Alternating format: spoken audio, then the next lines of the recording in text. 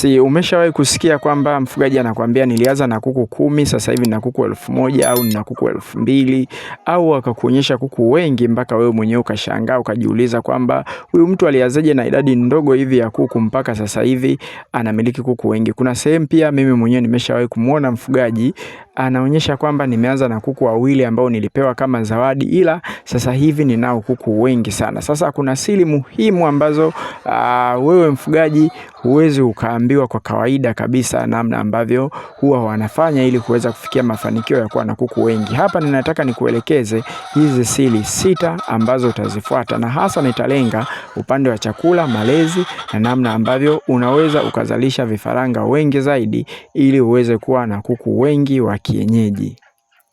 Tukianza na eneo la kwanza kabisa ni chakula. Sasa hapa kwenye chakula kuna namna tofauti ambavyo wafugaji wengi huwa wanafikiria kuhusiana na kuku wa kienyeji. Huwa wanafikiria kwamba hawa kuku wa kisasa ndo wanastahili kupata chakula bora, lakini kuku wa kienyeji wanao uwezo wa kujiokotea wao wenyewe. Ni kweli kabisa, kuku wa kienyeji wana uwezo wa kutafuta chakula wao wenyewe, lakini chakula ambacho wanakitafuta kuku wa kienyeji kinakuwa hakina virutubisho vyote. Kwa hiyo tengeneza chakula vizuri kabisa, mahindi yaliyobalazwa, pumba, mashudu, DCP na madini mengine yote muhimu kwa ajili ya kuku. Ukiweza kutengeneza hivyo chakula, hawa kuku utawafurahia sana, hasa kwenye upande wa utagaji, na watakuwa na afya bora kabisa. Yani kama kuku wa kienyeji waga unafikiria kilo ambazo huwa wanafikisha ni 1.5 kilo, utawasogeza hadi wataenda kwenye 2 kilo, 3 kilo. Utapata majogoo kubwa kiasi kwamba mtu anaweza kazani ni chotara endapo utawapa chakula bora. Kwa hiyo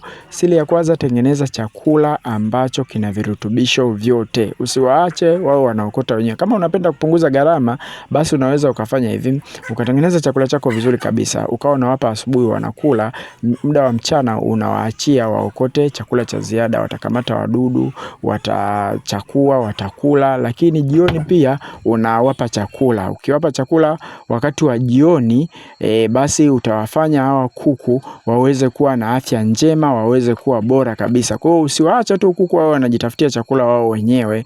Utapata kuku ambao hawana ubora, na hivyo watashindwa kuzaliana. Yani utashindwa kupata idadi kubwa ya kuku kwa sababu chakula ambacho wanakula sio productive, yani hakiwezi kawafanya wao watage vizuri, waweze kuhimili magonjwa na mambo mengine mengi. Kwa hiyo kwenye chakula hapa ni muhimu sana. Unaweza kununua hata chakula cha dukani, vifaranga kwa wanunulia starter, hawa kuku wanaokuwa kwa wanunulia grower, kuku wanaotaga kwa wanunulia layer mash wakawa. Na hapo unaweza ukaona mara nyingi sana ukinunua chakula cha dukani kimekuwa kina gharama kubwa, yani bei ambayo vinauzwa ni kubwa. Kwa hiyo mfano sisi hapa unaona hao kuku tumewatengenezea chakula kupitia kanuni ambayo ipo kwenye hiki kitabu cha ufugaji bora wa kuku wa kienyeji. Humo kuna hiyo kanuni ambayo tumeweka kila kitu. Tena ukitengeneza chakula ni kwa gharama nafuu kabisa, na wafugaji wengi wa kuku wa kienyeji waga wanatumiaga hizi kanuni kwa ajili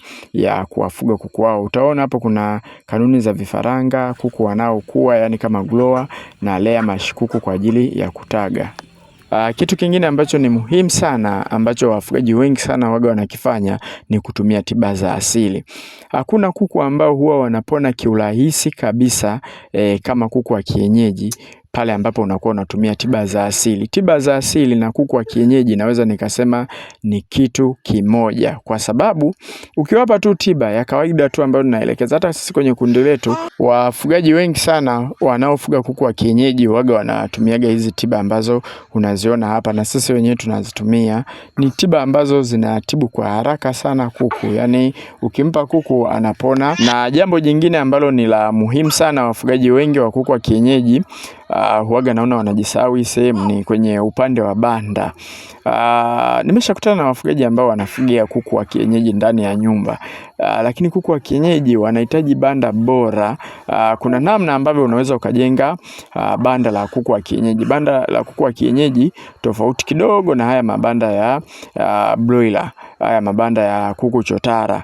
Kwa hiyo unapojenga kuku wa kienyeji, banda lao liwe safi na liwe kavu. Hakikisha halina unyevunyevu, kwa sababu kwa mfano labda sehemu ambazo unaweka drinker unakuta zinaloana chini, zile huaga zinasababishaga magonjwa kama vile coccidiosis. Kuna magonjwa ambayo ni ngumu sana kuku wa kienyeji kuyapata, lakini kuna magonjwa ambayo kuku wa kienyeji wakiyapata wanakufa kwa wingi zaidi kuliko hata wa kuku chotara. Kwa mfano coccidiosis, na yenyewe ni miongoni mwa ugonjwa ambao unawaua sana kuku wa kienyeji. Kwa hiyo unapaswa kuzingatia usafi wa banda, maeneo ya kulala, kuku hakikisha wanalala juu, unaweka vile vichanja vya kulala. Nadhani kama una kitabu cha ufugaji bora wa kuku wa kienyeji, mle tumeelekeza jinsi ambavyo unaweza ukajenga banda kwa ajili ya kuku wa kienyeji. Hiki kitabu kinapatikana kwa shilingi 10,000 na ni soft copy, tunakutumia kwa njia ya WhatsApp. Sambamba na hicho kitabu tunavyo vitabu vingine. Kwa mfano kama unafuga broiler, tunacho cha ufugaji wa broiler. Kama unafuga chotara, kuku wa mayai, tunacho cha safari ya ufugaji. Hivi vitabu vyote vina mwongozo jinsi ya kulea vifaranga, lakini pia na namna ambavyo unaweza kuwatengenezea chakula pamoja na chanjo ya kuku, kama chanjo ya asili na chanjo ya dukani. Lakini pia tunacho cha tiba za asili, kitakuelekeza jinsi ya kutengeneza tiba kama unataka kuwatibia kuku wako jinsi gani. Kwa mfano wanaumwa labda coccidiosis, utachanganya kitu gani na kitu gani ili uweze kuwatibia. Kwa hiyo ni vitabu vizuri sana. Kama wewe unafuga kuku wa kienyeji, ninakushauri chukua kitabu cha ufugaji bora wa kuku wa kienyeji na kitabu cha tiba za asili, shilingi 20,000 utapata hivyo vitabu viwili. Ukiongeza na 8,000 utajiunga na kundi. Kujiunga na kundi la mafunzo kwa muda wa miezi miwili ni shilingi 8,000. Kwa hiyo ukiwa na shilingi 28,000 utapata mafunzo, lakini pia utapata na hivyo vitabu viwili ambavyo vitakusaidia sana kwenye ufugaji. Tukija siri ya 5, ngoja tena niwaambie kwa msisitizo sana. Sisi wafugaji tuna tatizo moja. Ukiwa na vitu kidogo unadharau. Mfano unaona mimi hapo nina vifaranga wangu hawa wapo 10 tu, lakini wapo 11, lakini unaweza ukaona nimewawekea joto, nimewawekea chakula starter, nimewawekea na vimaji hapo. Ni vifaranga 11 ambao wewe kwa kawaida ungewadharau kuwatuza. Kwa hiyo siri ya wafugaji waliofanikiwa huwa hawadharau. Hata wawe vifaranga 3 watawakuza ili waweze kuwapata. Hiyo taa hiyo hapo, hilo bulb hilo hapo ambalo nimeliweka hapo, hilo bulb linauzwa shilingi 1,000 tu, na hilo box unaweza ukalipata bure. Kwa hiyo ninawalea mimi wenyewe. Mimi huwa siwaachii mama zao hata siku moja wawalee vifaranga. Kwa hiyo ni moja ya siri kubwa sana. Na hao vifaranga sasa hivi uwezo kaamini ni vifaranga wakubwa kabisa, na hajafa kifaranga yeyote yule, nimewalea mimi mwenyewe. Kwa hiyo kama unatamani mafanikio makubwa ya kuku wengi, hata ukipata vifaranga wadogo, nyang'anya mama yao, walee wewe mwenyewe, wawekee chanzo cha joto. Chanzo cha joto ndio ni muhimu sana. Wawekee chanzo cha joto. Kama hivyo unaona nimewawekea hiyo balbu, maji, hivyo. Yani watuze vizuri tu ili uweze kupata kuku wengi. Na mwisho kabisa wahudumie kuku wako vizuri, wewe unawaangalia vizuri, wape maji safi, safisha vyombo ili yani wakinge na magonjwa. Safisha vyombo kwa sabuni vizuri kabisa. Lakini pia ukiwapenda sana kuku wako, ndio ni njia mojawapo ya mafanikio. Moja ya kitu ambacho kimewafanikisha wafugaji wengi sana, hata mimi hapa kimenifanikisha, ni kuwapenda kuku. Ukiwapenda kuku hutojali sana gharama ambazo unazitumia. Mwisho wa siku utajikuta tayari unapata faida kwa kuku wako. Kikubwa sana wafugaji wenzangu ambacho ninawaambia, mpende sana kuku ambao unakuwa unawafuga. Hao kuku ukiwapenda watazaliana. Usipende kuona kuku wanapata shida, wanaumwa, unawaangalia, uwatibii. Jitahidi sana kuhangaikia kuku wako, hata kama wapo 3, hata kama wapo 10. Unaosikia kwamba walikuwa na kuku 10 wakaja wakawa na kuku 2,000, 3,000, 4,000, waliwapenda sana kuku wao. Hawatamani kuwaona wanakufa kwa namna yoyote ile. Ndio maana walifikisha idadi kubwa ya kuku wao, kwa sababu kama utawapenda kuku wao basi utawalinda. Na ninakusisitiza, chagua jogoo wa mbegu, jogoo bora, jogoo ambaye ni mkubwa, jogoo ambaye atawapanda tetea wako. Utapata kuku ambao wana vimo vikubwa, wazuri.